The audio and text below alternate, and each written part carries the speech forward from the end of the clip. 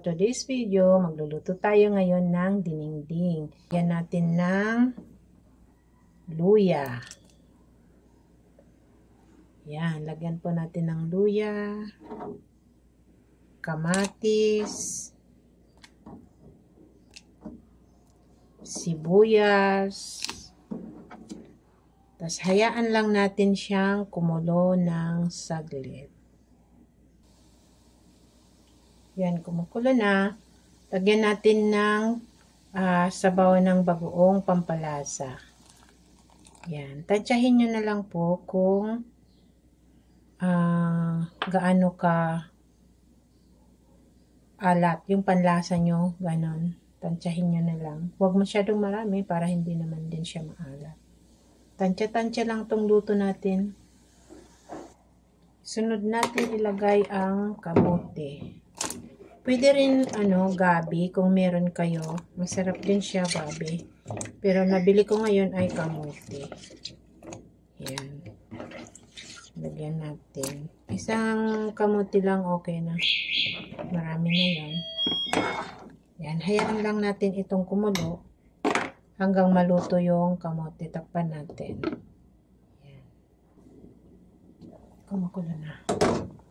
Lagyan din natin ng pritong isda. Pinirito ko na ito kanina. Ayan, nahulog tuloy. Yan. Pampalasa din po yan. Pritong isda. Kahit anong isda meron, basta prito or ihaw, pwede nyo pong ilagay. Pampalasa po. Yan. Simple lang ang ulam ng mga Ilocano.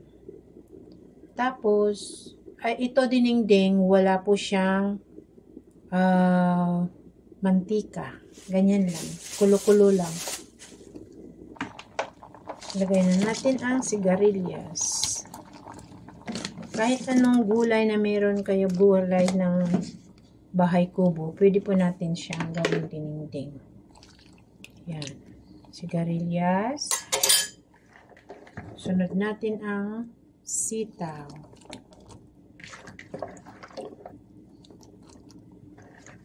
Sarap.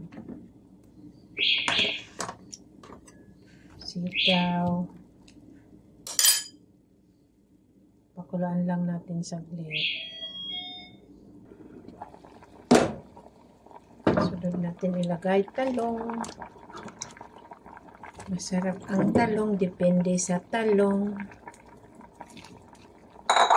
May talong daw na matigas. May talong na malambot. Wow, sarap na. Takpan ulit natin saglit. Lagyan din natin ng malunggay para mas healthy. Malunggay. Guys, itong malunggay na to, pinitas ko lang dito sa bakuran namin kasi may tanim ako. Yan, kaya kung gusto kong mag-ulam ng malunggay, pwede. Marami siyang bunga. Ay, bunga, dahon, sorry. Bunga tuloy. Nag-aabang ng bunga kasi masarap din yung bunga. Bunga ng malunggay. Dinidinengdeng din namin. Yan. Yan lang natin kumulo. Ito na yung kamote, oh. Malambot na siya. Yan, durug-durugin lang ng konti para medyo malapot yung sabaw. Tikman natin.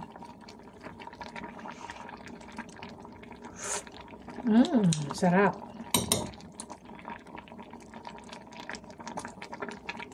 Kung mahilig dyan ng mga gulay, pwedeng ganito ang pagkaluto. Yan, napakasimple lang. Idagdag ko na rin itong organic mushroom. Nabili ko kanina sa palengke. Ayan.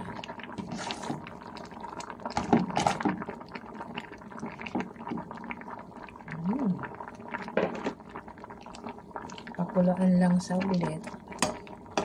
Mga 3 minutes. Pwede na to. Ayan. Ibang sarap guys. Simpleng ulam lang. Tsaka madali ding lutuin. Ayan. Yun.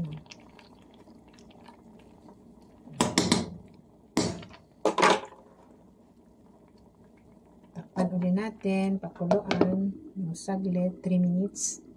Pwede na.